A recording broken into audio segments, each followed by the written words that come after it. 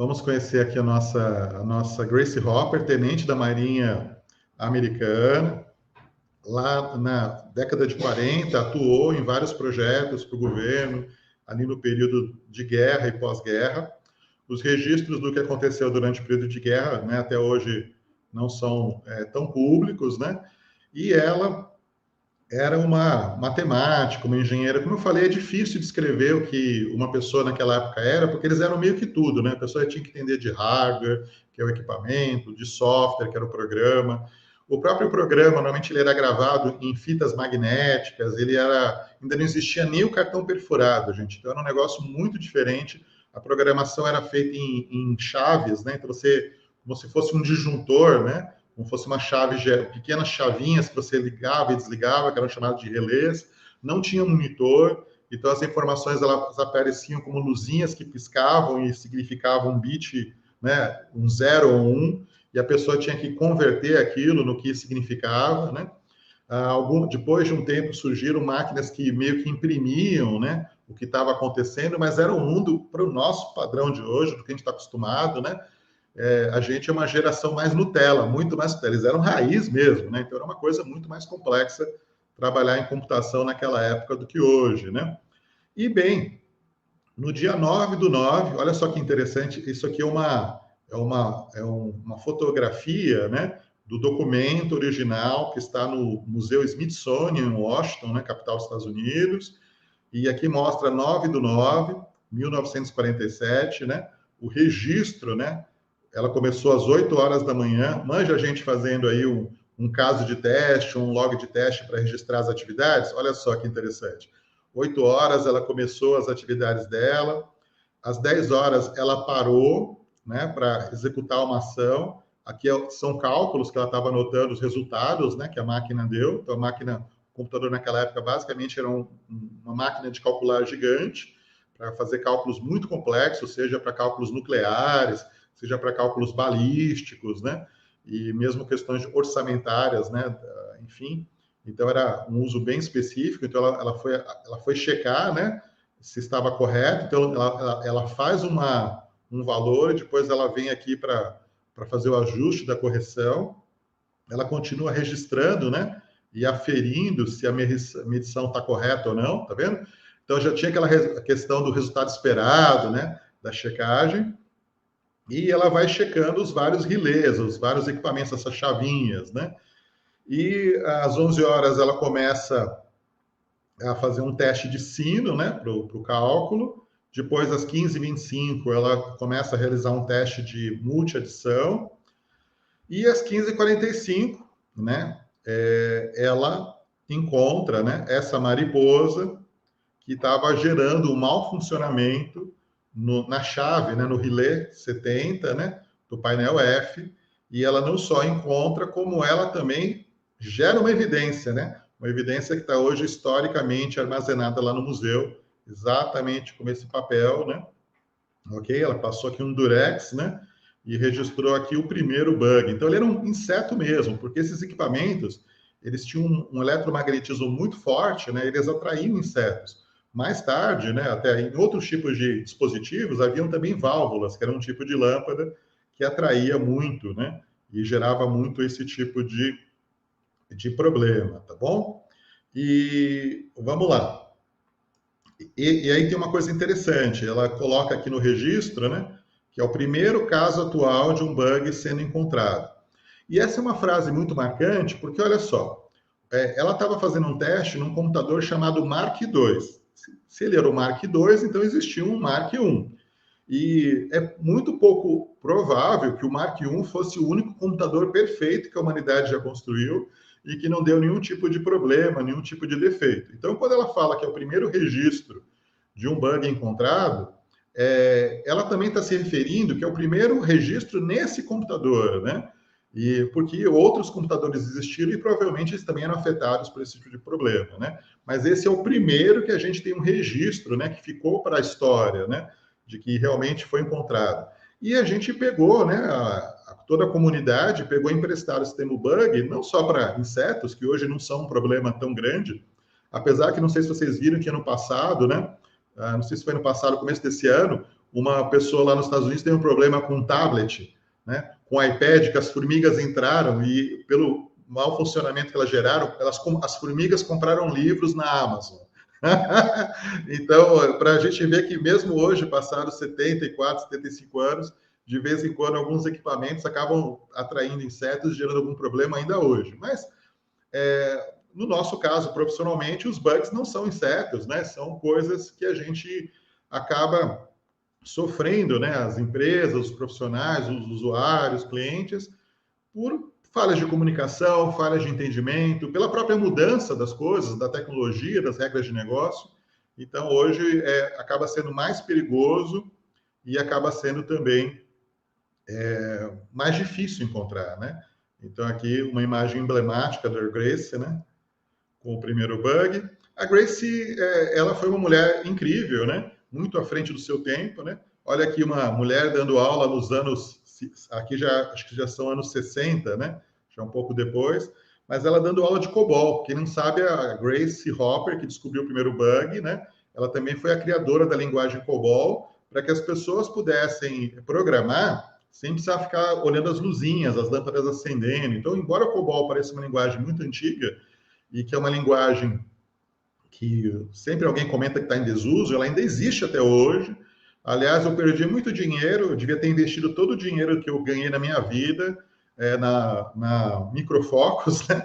Que hoje comprou o HP Mercury, comprou aí a Rational, comprou a Borland, né? Então veja que uma empresa que trabalhava com compiladores COBOL, né? Hoje se tornou uma das empresas de tecnologia mais ricas do mundo, embora o nome dela não apareça tanto, né? Então eu vejo que o COBOL parece que é para sempre, tá? É uma linguagem que trabalha muito bem com o infinito, né? Com coisas muito grandes. Então é bem interessante. Então, só para marcar que ela não foi só uma pessoa que, eu encontrei um bug. Não, ela foi uma pessoa que nunca se limitou e ela contribuiu demais com toda a parte de engenharia de software, com a tecnologia em geral, durante toda a sua vida, tá? Foi uma grande pesquisadora. Aqui é só uma menção honrosa, né? Embora a gente muitas vezes fale, eu mesmo achava que o termo bug surgiu exatamente pelo que ela falou, mas ela também não foi necessariamente a inventora do termo bug, tá? Thomas Edison, né, que é o famoso criador da lâmpada, inventor da lâmpada, é atribuído a ele ter criado o termo bug, porque os dispositivos elétricos e eletrônicos que ele criou também tinham esse problema. Então, vamos dar os créditos também ao Thomas Edison. Isso aqui eu acho que é a suprema glória, né? Que é a Grace Hopper transformada num doodle, né? Que é aquelas imagens de homenagem do Google, né? Aconteceu alguns anos atrás, bem legal, né? Mostrando ela aqui trabalhando no computador. Quando isso aqui é uma animação, você vê o bugzinho saindo, né? Entrando, é bem engraçado. E aqui ela mostrando já ela quando já como vice-almirante, né? Um cargo altíssimo na Marinha que ela alcançou. Ela foi capa da revista Time, recebeu muitas homenagens, né, em vida e póstumo. A família dela recebeu inclusive, uma das medalhas mais honrosas, né, que se tem do Obama, né, durante a gestão do Obama. Aqui ela trabalhando também, né. Então é bem importante. Ela fala que um navio num porto está seguro, mas não é para isso que os navios são feitos, né? Então é realmente uma frase, né? A gente não deve, isso a gente pode trazer para nós, né? Não ficarmos na nossa zona de conforto, é muito importante, né? Aqui um navio da Marinha Americana que também tem o nome de Grace Hopper. Ela também deu o nome a prédios no MIT, a várias instalações da Marinha, do governo americano e mesmo de instituições civis nos Estados Unidos e em outros países. Vamos trazer, então, a nossa pergunta. Vamos trazer essa pergunta aqui, né, que a ideia era a gente apresentar um pouquinho dessa data, né? Por que essa data é importante, né? Vocês perceberam que mulher, hein? E as mulheres fazem muito parte da história do teste, né? Se a gente for ver aí nas áreas, né, tem empresas que todo mundo é mulher da área de qualidade, tem empresas que é metade. Claro que tem setores que só tem homens também, mas as mulheres são muito, muito presentes. Eu diria que 50%, 60% dos profissionais que trabalham na área de qualidade são mulheres, né?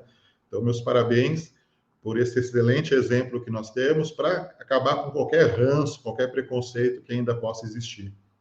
E, bem, É lógico que a gente não consegue saber o que a Grace acharia, né?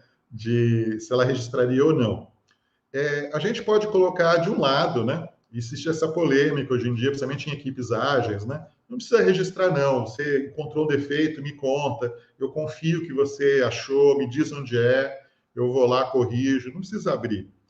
Por outro lado, a gente sabe que a correria do dia a dia, hoje é uma sexta-feira, de repente você abre um bug no final do dia, aí passa o fim de semana, chega na segunda-feira, talvez não se lembre, você, ou o desenvolvedor, ou o time, né? O que ficou da semana passada. Então há sempre essa polêmica do registrar ou não. Bem, a Grace foi a primeira pessoa que registrou, né? Então a gente até imaginaria, eu acho que ela provavelmente acharia importante, interessante registrar, até para ter um histórico, né? Para ter uma métrica, para a gente saber quantos bugs, né? A gente está encontrando por dias, quantos bugs a gente está encontrando por tela, por arquivo, por programa, por módulo. E essas informações ajudam a gente até a predizer qual é a quantidade de bugs que a gente pode encontrar naquele produto no futuro, né? A nossa produtividade.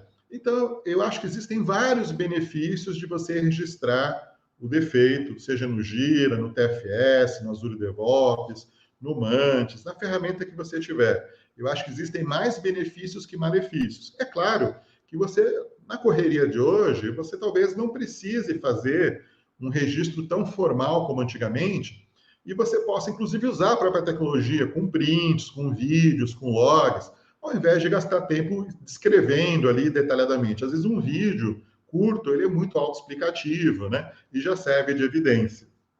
Por outro lado, a Grace também é uma pessoa que sempre trabalhou bem em equipe. Então, eu acho também que ela poderia até abrir mão disso, eventualmente, ali durante o dia, e falar assim, poxa, né? É, poxa, eu achei esse bug, contou para o time. A pessoa já pegou para olhar. Ela pode ir lá e dar um tempo para a pessoa olhar, ver se está certo, se é bug ou não é, se de repente alguma outra atualização, alguma outra coisa. E de repente, se a pessoa corrigiu, ela só vai registrar que teve aquele bug, mas não vai registrar nem exatamente o título, talvez. Talvez ela registre onde foi, para fins de métrica, né? Mas não um registro talvez tão formal. Agora, com certeza, a Grace Hopper não iria embora do dia sem registrar tudo que ela viu, para não esquecer no dia seguinte, para não esquecer na segunda-feira ou depois do feriado, e para poder apoiar o time dela, lembrando, né, o que ainda não foi corrigido, o que foi encontrado. Então, acho que ela poderia, sim, trazer muitas informações, né, trazer muita evidência para o seu time registrando. Então, acho que o registro é importante, pode ser mais leve, ele pode ser um registro, digamos, feito mais no final do dia do que não foi resolvido, enfim, mas é importante registrar. A gente, às vezes, né, pode ter dores de cabeça por não ter registrado, então é importante ter. Tudo bem?